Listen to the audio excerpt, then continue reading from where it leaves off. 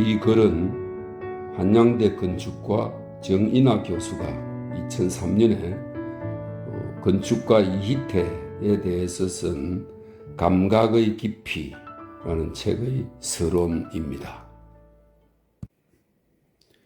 1981년 11월 1일 강남 성모병원에서 한 사람이 쓸쓸히 죽어갔다. 그는 몇 개월 전에 폐암 판정을 받고 투병해 온 환자였다. 당시 그의 곁에는 임종을 안타까워하며 오해를 하는 사람도 없었다. 뒤늦게 그의 아들들이 병원으로 달려왔지만 이미 숨을 거둔 뒤였다. 그의 죽음은 살아온 살만큼이나 고독하고 쓸쓸하게 이루어졌다. 바로 그가 건축가 이희태였다. 운명이라는 연급의 수레바퀴가 그렇게 한 인간 곁을 스치듯 지나갔다. 병원에서 그와 함께 생활했던 사람들은 그가 여러 건축물을 통해 한국적 정감을 가장 독특한 방식으로 표출시킨 건축가라는 사실을 몰랐을 것이다. 일생 동안 그를 따라다닌 모든 고독과 방황, 편견, 집착, 건축에 대한 열정, 그리고 이따금 찾아오는 사람들의 찬사까지 죽음과 함께 그의 곁을 떠나갔다. 동시대 건축가인 김수건이나 김중업이 세상을 등진 후 잡지나 주위 사람들이 보여준 관심에 비하면 그의 죽음 이후의 진행은 너무나 냉담하게 이루어졌다. 세상 사람들은 그의 죽음에 대해 그다지 큰 관심을 보이지 않았다. 한 신문에 그의 죽음을 알리는 기사가 조그만하게 난 것을 제외하고는 세상은 아무 일 없는 것처럼 지나쳤다. 그가 남긴 작품의 수준에 비해 세상은 그를 인정하는 데 너무나 인색했다. 죽을 때까지 이희태는 세계 건축계의 변방에 위치한 한국 건축계에서조차 다시 그 주변 자리를 서성거리다 이 세상을 떠나간 것이다.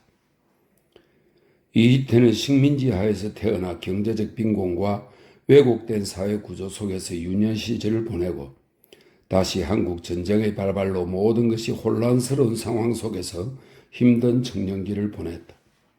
제대로 된 건축 교육을 받지 못한 채 본격적인 건축 활동을 펼치기 시작한 때는 1950년대 중반으로 그의 나이 30세가 넘어서였다.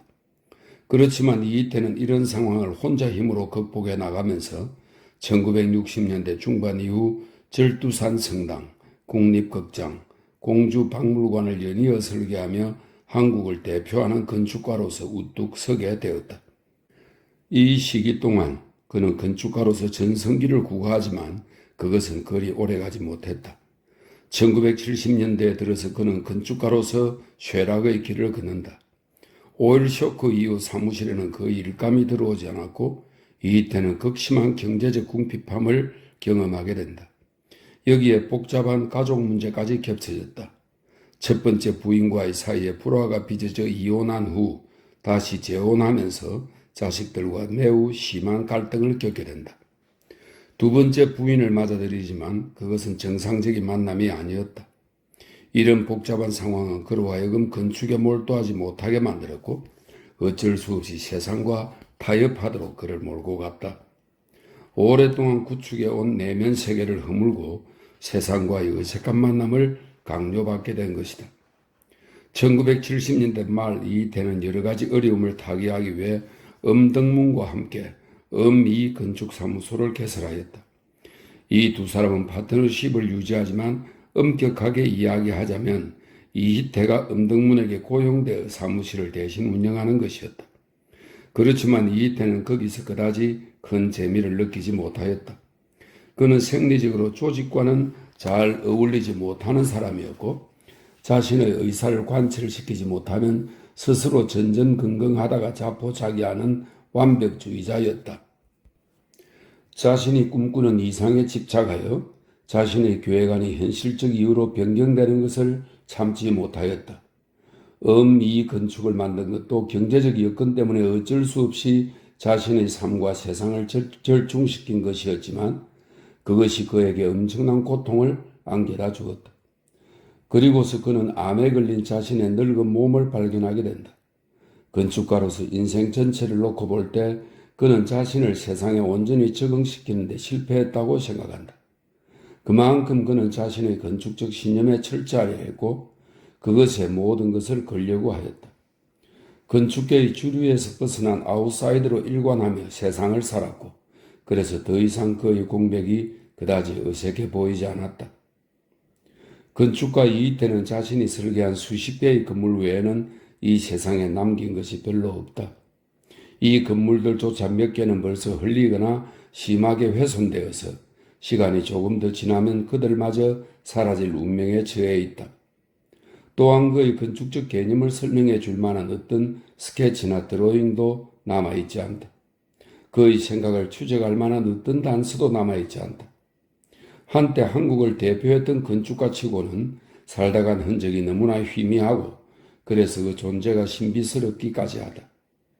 그는 동시대 한국 건축가인 김수건, 김중업, 김종성 등과는 너무나 대조적인 삶을 살고 갔다. 먼저 건축에 입문하는 과정부터 달랐다. 이이태는 그들처럼 건축 수준이 발전한 외국에서 직접 건축을 배워오지 않았다.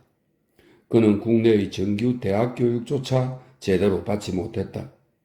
르 꼬르비제나 미스반 데어로에 같은 근대 거장들도 마찬가지로 정식 교육을 받지 못했지만 그들은 나름대로의 자기 교육을 통해 성장했다. 그러나 당시 국내 환경은 이것을 수용하기에는 너무나 척박했다. 건축가가 무엇이냐는 직분 의식조차 없었던 상황에서 외국에서 수용된 것이 최고의 가치로 인정받던 시절이었다. 전통적인 목수나 장인들은 전 근대적인 문화의 산물로 무시되었고 전통적인 건축 방식은 철저히 거부되었다. 당시 한국 건축가들은 서구 건축가들처럼 지식인 건축가로서 대접받기 위해서 서구 건축의 빛나는 후광에 의존해야만 했다. 그러나 이이태에게는 그것을 위해 내세울 만한 아무것도 없었다. 오직 자신의 예술적 감각과 투철한 직업정신 그리고 건축가로서의 카리스마로 이를 극복할 수밖에 없었다. 이런 비틀린 상황 속에서 그는 자신의 생각을 체계적으로 발전시키거나 아니면 당시 국내에서 발생했던 건축적 논쟁에 참가할 기회를 갖지 못했다. 그의 건축활동이 몇몇 작품을 제외하고는 주위 사람들로부터 그다지 큰 눈길을 끌지 못했던 것은 바로 이 때문이라고 생각한다. 그가 건축 잡지와 유일하게 한 인터뷰를 보면 그 대답은 매우 어눌했고 그가 인용하는 건축물이나 건축가도 그 맥락이 부정확했다. 그래서 그의 생각마저도 실무자의 이름으로 발표되기도 하였다. 이런 요인과 함께 스스로를 드러내지 않으려는 그의 성격도 그의 존재를 희미하게 만들었다. 그는 성격상 많은 사람들과 어울리는 것을 꺼려했다. 그 바람에 그의 주위에는 모여드는 사람들이 별로 없었다. 그래서 김수건처럼 한국 건축계에서 화려한 인맥을 구축할 수도 없었다. 그와 함께 실무를 담당했던 사람 가운데 제대로 된 건축 사무실을 경영하고 있는 사람들은 드물 정도이다. 그들 역시 한국의 건축계에서 매우 주변적으로 보인다. 또한 김중업처럼 그는 한국의 현대 건축사를 가로지르는 오기와 신화를 남기지도 않았다. 그러기에는 너무나 내성적이었다. 흔히 건축가들에게 있을 법한 에피소드 하나 없다. 사람들은 그를 생각할 때마다 차갑고 내성적이고 비사교적이었으며 무언가 불만에 가득 찬 얼굴로 골똘하게 생각에 잠긴 모습을 떠올렸다. 그렇지만 생전에 각인된 이런 모습이 사후 그에 대한 평가에서도 그대로 이어지지는 않는다고 생각한다. 그가 설계한 절두산 성당은 공간사가 1992년 이후 경년마다 주최하는 건축 25년상을 수상하였다. 김중업의 주한 프랑스 대사관에 이어 두 번째로 선정된 것이다. 이것은 이이태 건축을 평가하는 데 매우 의미 있는 사건이라고 생각한다. 왜냐하면 그것의 선정 기준이 건물이 지어질 당시 상황뿐 아니라 25년이 지난 상황에도 근거하기 때문이다. 건물이 세워진 후 오랜 시간이 지났지만 그의 작품이 아직도 그 시간의 무게를 지탱하고 있다는 사실을 보여준 것이나 진배 없다. 그리고 건축 전문가 사이에 가장 좋은 현대 건축물을 선정하라는 최근의 몇몇 설문조사에서 이 건물은 항상 상위에 랭크되고 있다. 이런 점에서 이이태의 절두산 성당은 한국 현대 건축에서 고전으로 점차 자리매김되고 있는 느낌이다. 그리고 1999년 건축 문화의 해를 맞이하여 한국 건축 100년을 조감하는 전시회에서 이희태는 김중업, 김수건과 함께 한국의 지역성을 깊이 있게 탐구한 건축가로 평가받았다. 또 그가 타계한 지 20년이 지난 2000년에는 가톨릭 교회로부터 가톨릭 미술상을 수상하게 되어 아들이 대신 받기도 하였다. 이런 점에서 건축가 이희태는 살아있을 때보다 죽은 후에 지속적으로 평가를 받는 대표적인 건축가라고 해도 과언이 아니다. 그러나 이런 상들의 수상이나 대중적인 평가만으로 그의 건축에 대해 깊이 천착해야 하는 충분한 이유가 되지 못한다. 그것보다는 직접적으로 왜 이희태 건축이냐는 질문에 대해 명확한 대답이 이루어져야 한다고 생각한다. 이희태 건축에 대한 역사적인 평가는 보편적인 차원에서 이해되기보다는 상대적이고 특수한 차원에서 이해되어야 한다고 생각한다. 즉 그의 건축은 건축의 보편적이고 본원적 가치를 건축 설계를 통해 드러내어 그 인식의 지평을 확대시켰다기보다는 한국의 특수한 상황과 연관지어 생각할 때 비로소 중요한 의미를 갖는다. 이희태는 기존의 생각을 깨뜨릴 만한 새로운 공간, 형태, 장소성, 구축 방식을 제안한 적이 없었다. 그의 건축은 전위적이기보다는 오히려 후위적이다. 개념적으로 볼 때 그의 생각은 전근대적이기까지 하다. 르네상스 이후 건축 행위를 논증하고 건축적 원리들을 학구적으로 규명하려는 지식인 건축가의 태도가 주된 전통으로 자리 잡지만 이희태 건축에서 그런 점을 발견하기 힘들다. 대신 그의 건축은 서구 건축이 한국에 수용되는 과정을 매우 특이한 방법으로 보여주고 있고 바로 그 점 때문에 역사적 의미를 가진다. 이희태 건축은 한국의 전통적인 건축 방식이 서구화되는 중간 과정에 놓여 있다. 그래서 이희태 건축을 생각할 때마다 무언가 성격이 다른 두 가지 문화가 어색하게 섞여 있다는 느낌이 든다. 그것은 마치 고생물학자 사이에서 이야기되는 빠진 고리를 연상시킨다. 한 프랑스 소설가가 이것을 주제로 다루었던 기억이 나는데 이것은 진화의 어느 한 단계에 존재한다고 가정될 뿐 실제로는 화석이 발견되지 않는 생물종을 지칭한다. 그래서 고고학자들은 현생 인류와 그 조상 사이에 존재한다고 가정하는 중간 부분을 빠진 고리라고 부르고 있다. 문화적 변화 과정을 진화론적 관점으로 보는 것에 대해 많은 반론이 제기될 수 있겠지만 한국의 전통적인 건축이 약 50년의 기간을 두고 현재와 같이 완전히 서구적으로 변한 것을 진화론적으로 설명하자면 기존의 토착적인 종이 보다 강력한 외래의 종에 의해 완전히 압도되어 거의 멸종해버린 것으로 볼 수 있다. 이 과정에서 한국 문화의 주체자들은 생존을 위해 두 가지 다른 방식을 취하게 된다. 하나는 과거와의 철저한 단절을 가정하고 서구적 사고방식을 통해 한국의 전통적인 것을 흡수하는 오리엔탈리즘적인 방식이고 두 번째는 느슨하고 불연속적이지만 전통적인 사고방식을 통해 서구적인 방식을 흡수하는 것이다. 이 두 가지 가운데 대부분의 한국 현대 건축가들이 전자의 입장을 취하는 반면 이태만이 거의 유일하게 후자의 입장에 서게 된다. 그것은 어려운 길이었고 전망이 그다지 뚜렷하지 않는 길이었다.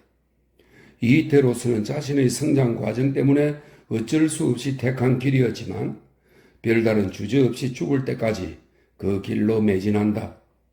이태가 걸어간 그 길이 건축사 속에서 그의 건축을 평가하는 데 매우 중요한 의미를 갖는다고 생각한다. 이희태 건축은 다른 동시대 건축물들과 비교하여 매우 독특한 정감을 준다. 거기에는 여러 가지 이유들이 복합적으로 작용된 것으로 보인다. 먼저 그는 설계 과정에서 외부의 다른 모델을 상정하지 않았다. 이희태에게 크게 영향을 미친 건축이나 건축가는 따로 존재하지 않는다. 그래서 그의 건축은 자기 지시적인 성격을 강하게 띈다는 것이다. 그것은 동시대 다른 건축가들에게는 잘 나타나지 않는 현상인데 이희태 건축은 그런 측면에서 집중적으로 연구해 볼 만한 가치가 있다고 생각한다. 김중업, 김수건, 김종성 같은 건축가들은 선험적으로 자신의 외부에 하나의 모델을 설정하고 있었다. 가령 김중업의 경우 르 꼬르비제의 건축과 가우디의 건축을 하나의 모델로 설정하고 이들을 자신의 방식으로 끌어들여서 작품 세계를 펼쳤다. 김중업은 한국적인 선과 모티브들을 풍부한 조형언으로 발전시키지만 계속해서 르 꼬르비제의 그림자가 그 뒤를 따라다녔다는 사실을 부인할 수 없다. 김종성의 경우는 김중업보다 그 정도가 훨씬 심하다. 그의 건축은 어떤 경우이든 미스 반데로에의 건축과 항상 긴장관계를 유지하고 있다. 김수근의 경우 자신의 부정에도 불구하고 당계 겐조와 요시무라 준조라는 일본 건축가들의 건축이 마음속에 자리 잡고 있었다. 그들이 일본 건축가들이었기 때문에 부여박물관 사건과 같은 여러 왜곡된 상황이 발생했지만 그들의 영향은 1970년 이후에도 지속되었다고 본다. 이런 현상은 근대 건축을 처음으로 도입하면서 어쩔 수 없이 생겨난 결과물이었다. 물론 이런 현상이 이들 건축가들을 평가하는데 문제가 된다고는 보지 않는다. 모든 건축가들이 일종의 모방과 습작 과정을 거치면서 건축가로 성장해 나가고 그 모방이 결과가 아니라 건축가 자신의 세계를 구축하는 데 바탕이 된다면 아무런 문제가 되지 않는다. 그리고 아무리 자기 지시적이라도 그것이 일정한 정신적 차원을 획득하지 않으면 한 건축가의 일방적인 실험적 차원에 머무르게 된다. 우리는 그런 현상을 건축사 속에서 자주 찾아볼 수 있다. 그러므로 외부의 모델을 설정한 건축가와 그렇지 않은 건축가 사이에 우열을 매길 수는 없다. 단지 자기 지시적인 성격이 다른 건축가들과 구별되어 이이태 건축을 규정짓는 중요한 특징이라는 것이다. 이이태 건축에서 이전의 다른 모델들을 찾아보기는 힘들다. 단지 국립극장이 뉴욕의 링컨 센터와 경복궁의 경회로를 모방한 것이 예외적인 경우라고 생각한다. 그가 설계한 종교건축과 문화시설은 그 건축적 가치와는 상관없이 건축가 자신의 내면의 언어를 그대로 풀어낸 것으로 보인다. 바로 그때 가장 중요하게 작용한 것은 건축 개념이 아니라 감각으로 인식되는 형식미였다. 물론 그것을 풀어내는 방식이나 논리가 나이브한 점이 있어서 집중적인 비판을 받기도 하고 많은 비평가들로부터 폄하되기도 하였다. 그렇다면 이런 자기 지시적인 성격은 건축 설계 과정에서 어떻게 구체화되는가? 건축가가 외부 모델을 설정하지 않았기 때문에 설계의 발생과 전개 과정은 건축 자체로 향하게 된다. 이때 이이태 건축의 작동 메커니즘에서 가장 중요한 의미를 가지는 것이 바로 건축적 내용으로부터 독립된 자율적인 형식미이다. 나중에 자세히 언급되겠지만 그의 건축에는 근대 건축가들이 발전시킨 주요 개념들이 거의 포함되어 있지 않다. 대신 르네상스적인 벽체의 분할과 엄격한 비례의 구성, 구조체의 장식적인 사용, 단순한 내부 기능의 구성 등이 건물을 특징 짓는 주요 요소로 등장하고 있다. 이런 점에서 이이태는 건축의 기능이나 구축적 한계를 떠나 건물의 형식미를 집중적으로 탐구한 최초의 한국 건축가로 평가받을 만하다. 이 점이 건축가 이이태를 특별히 다루어야 할 두 번째 이유이다. 그에게 형식미의 탐구는 두 가지 형태로 나타난다. 즉, 건물 자체의 엄격한 균제와 비례를 추구한 것으로 그리고 매우 독창적인 형태 언어를 탐구했다는 것으로 나타난다. 그가 남긴 건축물들 가운데 일부가 계속해서 그 가치를 잃지 않는 것은 건물들이 매우 탁월한 비례를 가졌다는 점과 한국의 전통적 형태를 연상시키는 풍부한 조형 언어를 가졌다는 점이다. 그의 건축에서 가장 빈번하게 등장하는 기하학적 요소가 바로 정사각형이다. 국립극장, 공주박물관, 경주박물관, 부산시립미술관 같은 대부분의 문화시설에서 평면은 정사각형으로 구성되어 있다. 또 그의 종교건축에서 인면은 대개 정사각형 2개 내지 3개로 분할되고 창호와 기둥의 배치도 이 같은 비례를 따르고 있다. 즉 1:2 내지 1:3의 비율이 주요 인면의 비례를 구성하는 것이다.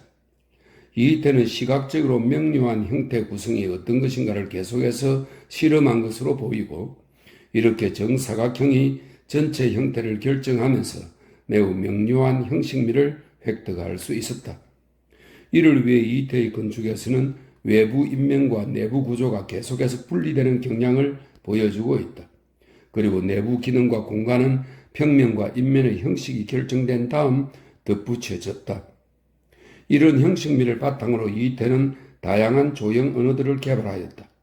특히 그는 한국 건축이 가지는 목구조 형식을 변형시켜 자신의 주요 모티브로 삼았다. 목구조 형식의 구조체와 결합된 독특한 지붕 형태는 이태가 창조해낸 대표적인 성과물이라고 생각한다.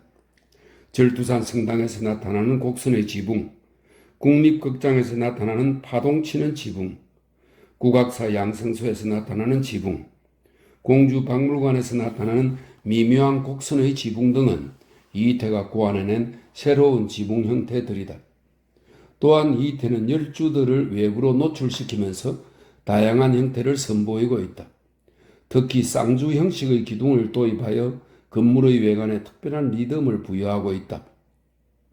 이태가 인면에서 계획한 기둥의 배열 방식을 자세히 살펴보면 풍부한 조형 언어의 구사와 형식미의 미묘한 변조들이 잘 드러나 있다. 이태 건축을 이해하기 위해서는 추상적인 담론들이 아니라 바로 이러한 미묘한 변화들이 불러일으키는 감각의 차이들을 명확하게 인식할 필요가 있다. 그들은 매우 유사한 방식으로 설치되었지만 하나도 똑같은 것이 없다. 우리가 이태 건축에서 눈여겨보아야 할 대목은 그가 한국 건축의 지역성에 대한 대취한 태도이다. 외국에서 수입된 개념에 오염되지 않고 토속적인 한국 건축을 현대화시켰을 경우의 모습을 살펴보는데 이태 건축만큼 좋은 예는 없다고 생각한다. 김중업과 김수건 역시 한국 건축이 가지는 정체성을 모색하면서 수준 높은 건축 작품들을 실현시켰다. 그러나 그것들은 건축을 외국에서 배워오면서 어쩔 수 없이 개념적으로 오염되어 있다. 이들에게 최초로 건축의 의미를 발생시킨 것은 바로 외국 건축가들이 만들어 놓은 개념들이다. 그들은 서구의 현실을 객관화시켜 만든 결과물들이다. 현실이 바뀔 경우 그 결과물인 개념도 바뀌어야 하지만 개념을 먼저 체득한 건축가들은 이런 변신이 쉽지 않다. 이것은 김중업이 한국에 처음 들어와서 석굴암 개조와 경주 남산 국립공원 계획에서 보여준 태도와 김수건이 최순우와 함께 고건축 답사를 떠나기 앞서 전통건축에 대해 피력한 나이브한 생각들을 살펴보면 쉽게 나타난다. 개념적으로 서구 건축을 배워온 건축가들은 나름대로의 연마를 통해 서구 건축의 개념과 자생적인 토착 정서 사이의 간격을 점차로 좁혀나가지만 결코 하나로 합일되지는 않았다. 그것이 당시 외국에서 건축 개념을 도입한 건축가들이 직면한 딜레마였다. 이태 건축에서는 이런 개념적인 오염이 비교적 적었다. 그 역시 근대 건축을 수용해야 했고 또 전통 건축을 나름대로의 방식으로 이해하려 했지만 그것은 개념으로서가 아닌 감각으로 성취하려 하였다. 그래서 그의 건축물들을 보면 복잡하게 설명할 필요도 없이 몸으로 느껴지는 친근한 그 무엇이 있다. 그것은 김중업이나 김수근 건축에서 느껴지지 않는 매우 특이한 현상인데 거기에는 서구에서 일찍이 발생한 건축 개념이 수용되어 한국적으로 토착화된 것이라는 생각이 전혀 들지 않고 또 건축가가 특정한 관념을 성취하기 위해 고의로 형태나 공간을 조작했다는 느낌을 주지 않는다. 건물을 설계하는 주체가 배제된 듯한 무심의 형태와 공간이 지배하고 있고 그래서 우리는 자생적인 건축물을 보는 것처럼 편안함을 느낀다. 이것은 개념부터 배우는 지식인 건축가가 지은 건물들에게는 잘 느끼지 못하는 느낌이다. 거기에 사용된 다양한 요소들이 수사처럼 느껴지지 않고 작업하면서 손에 딱 붙어있는 도구들에게서 느껴지는 그런 상호 소통성을 주는 것이다. 그렇다면 이런 정감은 어디서 오는 것일까? 우선 그것은 그가 자라온 환경과 교육 배경 때문에 그가 취할 수밖에 없었던 태도에서 기인하였다. 이태는 건축을 머리로 배운 사람이 아니라 가슴으로 배운 사람이다. 그는 김중업이나 김수건처럼 건축가로 성장하기 위해 필요한 교육 과정을 거치지 않았다. 또 외국에 나가서 서양의 근대 건축을 체험하지도 않았다. 경성직업학교라고 하는 직업훈련학교에서 초급 과정을 마치고 곧바로 실무에 뛰어들었고 자신의 재능만을 믿고 고독한 길을 혼자서 걸어나갔던 것이다. 그래서 그가 의존할 수 있었던 것은 매우 정치하고 관념적인 논리가 아니었고 그의 감각에서 빚어지는 느낌이었다. 그가 그 느낌에 대해 얼마나 민감했는지는 당시 작업을 같이 한 실무자들의 이야기에서 잘 드러난다. 그들에 따르면 설계도와 조금만 차이가 나게 시공되더라도 그는 그것을 금방 알아챘다고 한다. 그렇지만 보통 감각에 의존하는 건축가들은 비교적 그 수명이 길지 않은데 이태는 그렇지 않았다. 그러한 감각은 보통 유행에 쉽게 편승하고 또 그 감각을 오랜 시간 동안 계속 유지하는 것이 쉬운 일이 아니기 때문이다. 그래서 한 시대를 풍미했던 건물도 시간이 지나면 한물 간 것처럼 보인다. 그러나 이태의 감각은 일시적이고 변덕스러운 것이 아니라 그가 설계한 모든 건물에서 그것이 일관되게 묻어나오는 점이 특이하다. 그것은 건축에 대한 평생의 열정과 오랜 고행을 통해 스스로 정연이 가해지지 않으면 힘든 것이다. 고독 속으로 내면을 침전시키고 오랫동안 숙성시켜서 거기서 건축적 형태를 끌어올린 것이다. 건축은 이택의 세상으로 열린 유일한 창이었고 오랫동안 침묵하면서 눌러왔던 욕망을 분출시켰던 유일한 대상이었다. 이런 점에서 그것은 감각적으로 서구 건축에 덜 오염되어 있고 서구의 건축 사상을 직접 받아들인 김수건과 김중업의 건축에 비해 훨씬 한국적인 정감을 전해준다. 이런 느낌은 특별히 한국적 모티브를 사용하지 않는 건물들, 즉 해화동 성당이나 서강대학교 예수의 사제관에서도 드러나는 것이 이상할 정도다. 그들은 매우 근대적인 외관과 공간을 가지며 엄격한 비례를 가지지만 이태 특유의 느낌을 지워버릴 수 없다. 이런 점은 논리적으로 잘 설명되지 않는 그 무엇이다. 그래서 그의 건축은 감각의 깊이라는 말로서 요약될 수 있다고 생각한다.